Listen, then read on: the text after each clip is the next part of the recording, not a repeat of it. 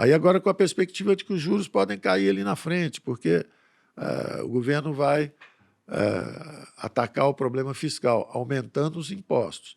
Do ponto de vista fiscal, o Banco Central, como a inflação está caindo, se o governo aumentar os impostos, o déficit diminuir, os juros podem cair por duas razões. Primeiro, porque a inflação está caindo, e segundo, porque o déficit vai diminuir. Então, do ponto de vista de portfólio, você já começa a voltar um pouquinho em direção à Bolsa e vai reduzindo a posição de renda fixa, por exemplo. Mas, ao mesmo tempo, você sabe que com o aumento de impostos, o ritmo de crescimento econômico diminui. Aí os private equities, por exemplo, que estavam animados, que viraram fábrica de empresas, etc., achando que o Brasil vai crescer 4%, 5%, já começam a ter dificuldade de encontrar seus targets. Então, tudo isso é um ecossistema, isso vai evoluindo junto. A renda fixa, o juro sobe muito, o povo de renda fixa fica mais animado, e o povo de equity sofre. Aí os juros baixam. Aí o povo de ações fica mais animado, o povo de renda fixa vai ficando... Sim. Se eu fosse pegar hoje, assim, hoje a gente tem esse cenário, né, o Copom acabou de diminuir aqui 0,5% a nossa taxa básica, foi de 13,75 para 13,25, né, e depois de, sei lá, acho que 2 anos quase, né, sem reduzir a taxa de juros, alguma coisa assim, a gente teve essa primeira redução, né, você pega boletim Focus, né, todas as projeções de alguma forma apontando para que exista um cenário onde a gente comece a ter uma redução suscetível pelas próximas reuniões, e a taxa de juros começa a cair, é o que você falou.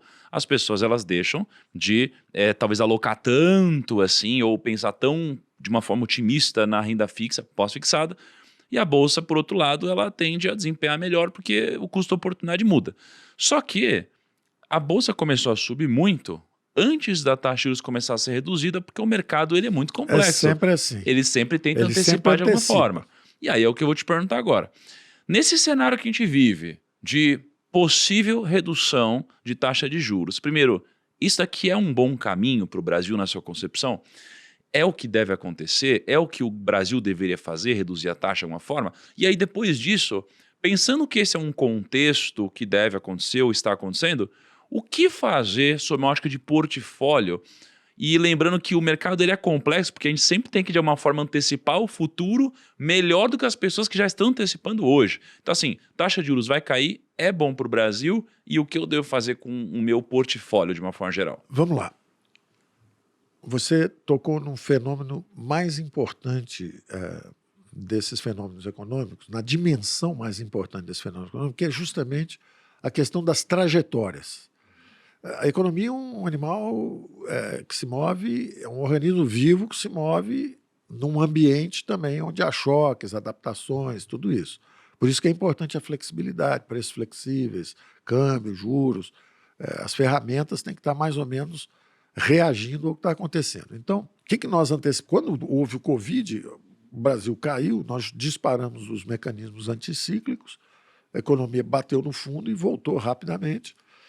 Mas, ao mesmo tempo, nós nunca paramos as reformas, porque são as reformas que dão a inclinação da trajetória do PIB. Quer dizer, com as reformas, você põe o PIB para crescer muito. Por exemplo, nos anos 80, sem reformas e com muita desordem, o que acontecia eram grandes ciclos em volta do vai para lugar nenhum. Então, um ano cresce 3, no outro ano cai 3. Um ano cresce 4, no outro ano cai 2. Quer dizer, você não está indo para lugar nenhum. Então, as reformas são importantes porque elas levantam a trajetória toda. Mas continua aquelas oscilações. Nós sabíamos que estávamos controlando a parte fiscal. Então, é a primeira vez em 30 anos que tem 5 mil municípios no azul, superávit primário.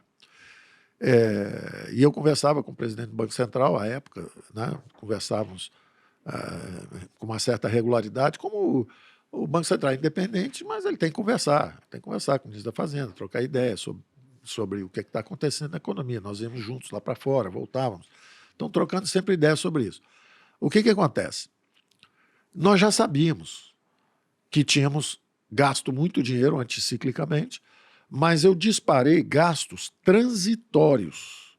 Ou seja, saúde, mobilidade urbana, os hospitais estão funcionando, o pessoal está em distanciamento, ficou doente, você tem que pegar um ônibus para ir para um hospital. Então, o ônibus tem que rodar mesmo que tenha prejuízo. Então, nós fizemos grandes transferências de recursos para estados e municípios, ao mesmo tempo impedimos que a máquina inchasse. No momento em que milhões de pessoas estão perdendo o emprego, milhares de pessoas estão morrendo, empresas fechadas, era importante, no meio de uma guerra, você não fica pedindo aumento de salário, funcionalismo público. Então, nós interrompemos os pagamentos de estados e municípios, não precisam pagar o governo federal, os bancos públicos, interrompemos todos os pagamentos de juros, de principal, amortização de principal. Ao mesmo tempo, suspendemos os reajustes de salário de funcionalismo durante a guerra. E isso, na verdade, foi uma enorme contenção de custos para estados e municípios. De um lado, nós fizemos transferência de 700 bilhões de recursos para a economia como um todo, sendo 150 bilhões para estados e municípios, e mais as outras ajudas que nós demos, auxílio emergencial, era coisa de 200 bilhões ao ano, 150, 200 bilhões ao ano. Então, nós fizemos, realmente jorramos dinheiro. O déficit, quando nós entramos, o déficit era 2% do PIB, caiu para 1%. A doença, ou seja, nós íamos zerar, era 2%, caiu para 1%, ia para 0%. Chegou a doença, nós fomos para 10,5% do PIB. Só que era tudo gasto transitório com a saúde, não gastos permanentes com a máquina. Tanto que a doença refluiu, com a vacinação em massa, a doença refluiu. O que aconteceu? O déficit veio de 10 para 0 e virou um pequeno superávit. Então, qual era a situação do Brasil? Os preços subindo, preços transitórios subindo por causa da doença, nós lançamos o Banco Central Independente. O Banco Central Independente é justamente uma espécie de garantia institucional de que a inflação, os aumentos temporários e setoriais de preço, material de construção, remédio, tudo que estava subindo ali naquele momento, alimentos estava subindo também, com as transferências de renda que nós fizemos. Então, um estava ampliando o quarto da sua casa para poder receber a família simples, ele comprava material de construção e ampliava, na periferia ampliava suas construções, preço do material de construção subindo, comida subindo de preço, com as transferências, todo mundo no supermercado comprando. Então, quando esses preços começaram a subir, nós lançamos o Banco Central Independente. E aí o Banco Central Independente é quem tem que impedir que esses aumentos temporários e setoriais de preço se transformem em aumentos permanentes e generalizados, que é o que se chama inflação. Lançamos o Banco Central Independente. Então era natural que o juros subisse, desacelerasse um pouco a economia. Então a economia estava crescendo 5%, ela desacelera um pouco, porque o Banco Central começou a subir os juros. Mas a gente sabe que essa alta é temporária. Assim que a inflação começa a cair, o Banco Central vai baixar os juros. Então, o que está acontecendo agora? Nós estamos conversando o que está acontecendo. O mercado todo antecipando a queda de juros, aí a Bolsa reage, sobe um pouco, exatamente aquele mecanismo de que renda fixa um pouquinho menos interessante, mais interessante Bolsa, o país pode crescer mais um pouco. Então, hoje, o Banco Central está reagindo, olhando para a inflação, ele está reagindo, baixando os juros, vendo que a inflação é bem mais baixa. E é consistente e é correto. A pergunta é até onde ele vai baixar.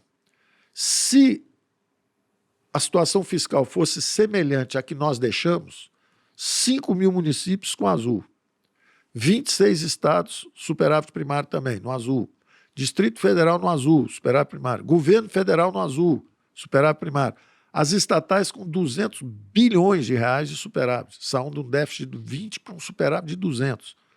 Se a situação fosse essa, o juro podia voltar de novo, aí a inflação podia vir para uns 3%, 3,5%, e o juro vir para 6%, 7%, tranquilamente. A pergunta é o seguinte, será que ele vai conseguir baixar tanto? Porque o déficit está aumentando de novo, o déficit está em trajetória de alta. Essa é uma grande dúvida, né? E eu acho que talvez seja uma das grandes, prerrogativas, né? De o que eu imagino que um aluno gostaria de encontrar, por exemplo, no MBA sobre macroeconomia e portfólio management. Ele vai aprender a fazer essa análise. Isso, exato. Ele vai aprender a fazer essa análise. Por exemplo, agora, o que ele tem que estar de olho? O que o aluno tem que estar de olho agora? Bom, a inflação está descendo porque o Banco Central Independente travou essa alta generalizada de preço. A parte fiscal já fez sua parte, o déficit estava, como eu disse, estava superávit primário em todas as dimensões. Então, o fiscal não estava empurrando a inflação para cima, estava neutro. O fiscal estava travado, estava lá moderado, superávit moderado. Inflação caindo, o Banco Central começa a descer. Vai descer até onde? Depende do déficit público. E aí são as duas ferramentas que o governo está mobilizando agora. Primeira ferramenta, o arcabouço fiscal. Esse arcabouço é resiliente, é forte, ele tem capacidade de controle do déficit? Se ele tiver, o juro pode descer bastante. Segundo,